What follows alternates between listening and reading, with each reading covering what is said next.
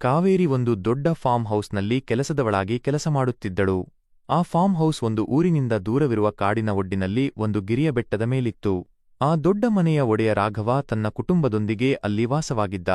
ಕಾವೇರಿ ರಾತ್ರಿಯ ಸಮಯದಲ್ಲಿ ಯಾರಿಗೂ ಗೊತ್ತಿಲ್ಲದಂತೆ ತನ್ನ ಗೆಳೆಯ ಶಿವನನ್ನು ಫಾರ್ಮ್ ಹೌಸ್ಗೆ ಕರೆದಿದ್ದಳು. ಶಿವ ಒಂದು ಕಾಫಿ ತೋಟದಲ್ಲಿ ಕೆಲಸ ಮಾಡುತ್ತಿದ್ದ.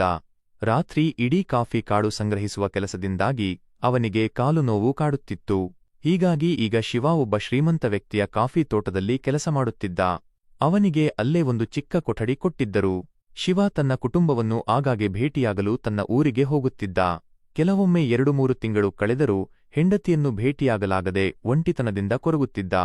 ಕಾವೇರಿಯ ಕಥೆಯು ಇದಕ್ಕಿಂತ ಭಿನ್ನವಾಗಿರಲಿಲ್ಲ. ವಯಸ್ಸಿನಿಂದಾಗಿ ಮತ್ತು ವರ್ಷಕ್ಕೊಮ್ಮೆ ಮಾತ್ರ ತನ್ನ ಕುಟುಂಬವನ್ನು ಭೇಟಿಯಾಗಲು ಆಗುತ್ತಿದ್ದರಿಂದ ಅವಳಿಗೂ ಒಂಟಿತನ ಕಾಡುತ್ತಿತ್ತು. ಇವರಿಬ್ಬರ ಒಂಟಿತನದ ಕಥೆ ಒಂದೇ ಆಗಿದ್ದರಿಂದ ಶಿವ ಮತ್ತು ಕಾವೇರಿ ಬೇಗನೆ ಒಬ್ಬರಿಗೊಬ್ಬರು ಹತ್ತಿರವಾದರು. ಶಿವ ಆಗಾಗ ಕಾವೇರಿಯನ್ನು ಭೇಟಿಯಾಗಲು ರಾತ್ರಿಯಲ್ಲಿ ಫಾರ್ಮ್ ಹೌಸ್ಗೆ ಬರುತ್ತಿದ್ದ. ಒಂದು ರಾತ್ರಿ ಶಿವ ಕಾವೇರಿಯ ಜೊತೆ ಸಮಯ ಕಳೆಯುತ್ತಿರುವಾಗ ಫಾರ್ಮ್ ಹೌಸ್ನಲ್ಲಿ ಒಮ್ಮೆಲೆ ಒಂದು ಶಬ್ದ ಕೇಳಿಬಂತು. ಕಾವೇರಿ ಯಾರೋ ಬಂದಿರಬಹುದು ಎಂದು ಭಯಗೊಂಡು ಶಿವನನ್ನು ಕೋಣೆಯ ಒಂದು ಮೂಲೆಯಲ್ಲಿ ಬಚ್ಚಿಟ್ಟುಕೊಂಡು ತನ್ನ ಬಟ್ಟೆ ಸರಿಮಾಡಿಕೊಂಡು ಏನಾಗಿದೆ ಎಂದು ನೋಡಲು ಹೊರಟಳು. ಆಗ ರಾಘವನ ಮಗ ವಿಕ್ರಮ್ ಓಡುತ್ತಾ ಬಂದ. ಅವನ ಹಿಂದೆ ರಾಘವ ಕೂಡ ಕೋಪದಿಂದ ಕೂಗುತ್ತಾ, ನೀನೆಂತ ಮಾಡಿದ್ದೀಯಾ? ನಿನಗೆ ಯಾವ ಧೈರ್ಯ ನನ್ನ ಎರಡನೇ ಪತ್ನಿಯ ಜೊತೆ ಹೀಗೆ ತಿರುಗಾಡುವೆಯಾ? ಎಂದು ಬಯುತ್ತಿದ್ದ.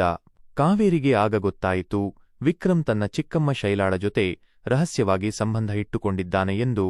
ಇದನ್ನು ಕೇಳಿ ಕಾವೇರಿಗೆ ನಗು ಬಂತು.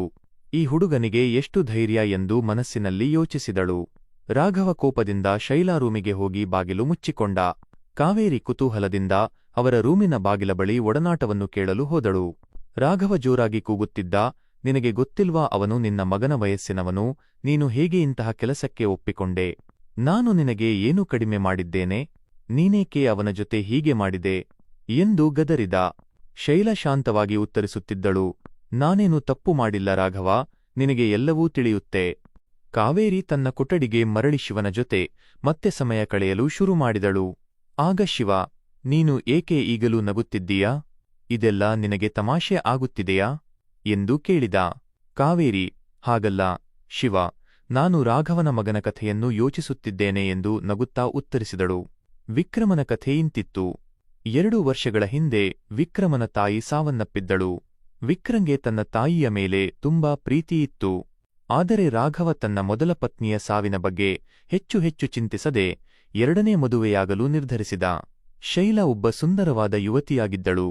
ಕೇವಲ 26 ವರ್ಷ ವಯಸ್ಸಿನವಳು. ವಿಕ್ರಂಗೆ ತನ್ನ ತಂದೆಯ ಎರಡನೇ ಮದುವೆ ಒಪ್ಪಿಗೆ ಇರಲಿಲ್ಲ. ಆದರೆ ಶೈಲಾಳ ಸೌಂದರ್ಯವನ್ನು ನೋಡಿ ನನ್ನ ತಂದೆ ಒಳ್ಳೆಯ ಕೆಲಸ ಮಾಡಿದ್ದಾರೆ ಎಂದು ಮನಸ್ಸಿನಲ್ಲಿ ಯೋಚಿಸಿದ. ಶೈಲಾಳ ಜೊತೆ ರಹಸ್ಯವಾಗಿ ಸಂಬಂಧವನ್ನು ಆರಂಭಿಸಿದ. ಕಾವೇರಿ ಶಿವನ ಜೊತೆ ಮಾತಾಡುತ್ತಾ, ರಾಘವ ಮತ್ತು ಶೈಲಾಳ ಮಗು ಯಾರದ್ದಾಗಿರಬಹುದು ಎಂದು ಯೋಚಿಸುತ್ತಿದ್ದಳು. ಬಹುಶಃ ಆಳಮಗು ವಿಕ್ರಮನದ್ದಾಗಿರಬಹುದು ಎಂದು ತನ್ನ ಮನಸ್ಸಿನಲ್ಲಿ ಯೋಚಿಸಿ ನಗತೊಡಗಿದಳು. ಶಿವ, ನೀನೇಕೆ ಈಗಲೂ ನಗುತ್ತಿದ್ದೀಯಾ? ನಾನು ಏನಾದರೂ ತಪ್ಪಾಗಿ ಮಾಡಿದ್ದೇನೆಯಾ? ಎಂದು ಕೇಳಿದ. ಕಾವೇರಿ, ಇಲ್ಲ ಶಿವ, ನಾನು ಬೇರೆಯದನ್ನೇ ಯೋಚಿಸುತ್ತಿದ್ದೇನೆ ಎಂದು ಉತ್ತರಿಸಿದಳು. ಬೆಳಗ್ಗೆ ಶಿವ ತನ್ನ ಕೆಲಸಕ್ಕೆ ಹೊರಟ. ಕಾವೇರಿ ಎದ್ದು ತನ್ನ ದೈನಂದಿನ ಕೆಲಸವನ್ನು ಶುರುಮಾಡಿದಳು. ಗಾರ್ಡನ್ಗೆ ನೀರು ಹಾಕಿ ಅಡುಗೆಗೆ ತಯಾರಿ ಮಾಡಿದಳು. ರಾತ್ರಿಯಿಂದ ಫ್ರಿಡ್ಜ್ನಲ್ಲಿದ್ದ ಚಿಕನನ್ನು ತೆಗೆದು ಚಿಕನ್ ಬಿರಿಯಾನಿಗೆ ಸಿದ್ಧತೆ ಮಾಡಿದಳು. ಒಲೆಯ ಮೇಲೆ ಕುಕ್ಕರ್ ಇಟ್ಟು ಬಾಸುಮತಿ ಅಕ್ಕಿಯನ್ನು ಹಾಕಿ ಒಗ್ಗರಣೆ ಸೇರಿಸಿ ದಮ್ಮಿನಲ್ಲಿ ಬಿರಿಯಾನಿ ತಯಾರಿಸಿದಳು. ಬಿರಿಯಾನಿಯ ಸುಗಂಧ ಇಡೀ ಫಾರ್ಮ್ ಹೌಸ್ನಲ್ಲಿ ಹರಡಿತು. ರಾಘವ ಮತ್ತು ಶೈಲಾ ಆ ವಾಸನೆಗೆ ಎದ್ದು ಡೈನಿಂಗ್ ಟೇಬಲ್ಗೆ ಬಂದರು. ಆದರೆ ಹಿಂದಿನ ರಾತ್ರಿಯ ಘಟನೆಯಿಂದಾಗಿ ಇಬ್ಬರ ನಡುವೆ ಮೌನವಿತ್ತು. ಕಾವೇರಿ ತಯಾರಿಸಿದ ಬಿರಿಯಾನಿಯನ್ನು ತಿಂದ ರಾಘವ, ಕಾವೇರಿ, ನಿನ್ನ ಕೈರುಚಿ ಅದ್ಭುತ ಎಂದು ಮೆಚ್ಚಿಕೊಂಡ. ಆಗ ರಾಘವನ ಮೊಬೈಲ್ ರಿಂಗ್ ಆಯಿತು. ಅವನು ಒಂದು ಬಿಸಿನೆಸ್ ಮೀಟಿಂಗ್ಗಾಗಿ ತಕ್ಷಣವೇ ಬೆಂಗಳೂರಿಗೆ ಹೊರಟ. ರಾಘವ ಹೊರಟ ಕೂಡಲೇ ಶೈಲಾ ವಿಕ್ರಂಗೆ ಕಾಲ್ ಮಾಡಿ, ನಿನ್ನ ತಂದೆ ಬೆಂಗಳೂರಿಗೆ ಹೊರಟಿದ್ದಾರೆ, ಬೇಗ ಬಾ ಎಂದಳು. ಕಾವೇರಿ, ಈ ಶೈಲಾ ಏನೋ ರಹಸ್ಯ ಇಟ್ಟುಕೊಂಡಿದ್ದಾಳೆ ಎಂದು ಯೋಚಿಸಿದಳು. ವಿಕ್ರಮ್ ಗಾಡಿಯಲ್ಲಿ ಬಂದು ಶೈಲಾ ರೂಮಿಗೆ ಓಡಿಬಾಗಿಲು ಮುಚ್ಚಿಕೊಂಡ. ಕಾವೇರಿ ಶಿವನಿಗೆ ಕಾಲ್ ಮಾಡಿ ಈ ಎಲ್ಲಾ ಘಟನೆಯನ್ನು ಹೇಳುತ್ತಾ ನಗತೊಡಗಿದಳು. ನಿನ್ನೆ ರಾತ್ರಿ ನೀನು ಇದಕ್ಕೆ ನಕ್ಕಿದ್ದೆಯಾ? ಇವರ ಕಥೆ ತುಂಬಾ ರೋಚಕವಾಗಿದೆ ಎಂದು ಶಿವ ಕೂಡ ನಗತೊಡಗಿದ. ಇವತ್ತು ರಾತ್ರಿ ನಾನು ಬರಲೇ ಎಂದು ಕೇಳಿದಾಗ ಕಾವೇರಿ ಸರಿ ಬಾ ಎಂದಳು. ಮಧ್ಯಾಹ್ನವಾದರೂ ಶೈಲಾ ಮತ್ತು ವಿಕ್ರಮ್ ರೂಮಿನಿಂದ ಹೊರಗೆ ಬರಲಿಲ್ಲ. ಕಾವೇರಿ ಊಟಕ್ಕೆ ಕರೆಯಲು ಅವರ ರೂಮಿನ ಬಳಿ ಹೋದಳು. ಬಾಗಿಲು ತಟ್ಟಿದರೂ ಯಾವುದೇ ಶಬ್ದ ಬರಲಿಲ್ಲ. ಕಿಟಕಿಯಿಂದ ಒಳಗೆ ನೋಡಿದಾಗ ಶೈಲಾ ಮತ್ತು ವಿಕ್ರಮ್ ಒಬ್ಬರನ್ನೊಬ್ಬರು ತಬ್ಬಿಕೊಂಡು ಬಟ್ಟೆ ಇಲ್ಲದೆ ಗಾಢ ನಿದ್ದೆಯಲ್ಲಿದ್ದರು. ಇದನ್ನು ನೋಡಿದ ಕಾವೇರಿಗೆ ವಿಕ್ರಮ್ನ ಬಗ್ಗೆ ಒಂದು ಆಸೆ ಮೂಡಿತು. ಅಬ್ಬಾ, ಇಂತಹ ಹುಡುಗನ ಜೊತೆ ಒಮ್ಮೆಯಾದರೂ ಇರಬೇಕು ಎಂದು ಯೋಚಿಸಿದಳು. ತನ್ನ ಆಸೆಯನ್ನು ನಿಯಂತ್ರಿಸಲಾಗದೆ ಕಾವೇರಿ ಶಿವನ ಕೊಠಡಿಗೆ ಹೋದಳು. ಆದರೆ ಶಿವ ಅಲ್ಲಿ ಇರಲಿಲ್ಲ.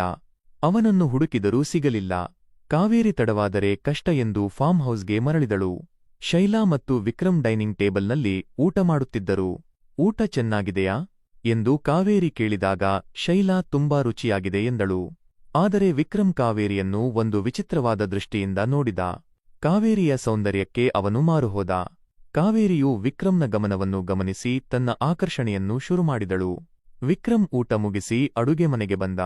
ಕಾವೇರಿ ಪಾತ್ರೆ ತೊಳೆಯುತ್ತಿದ್ದಳು.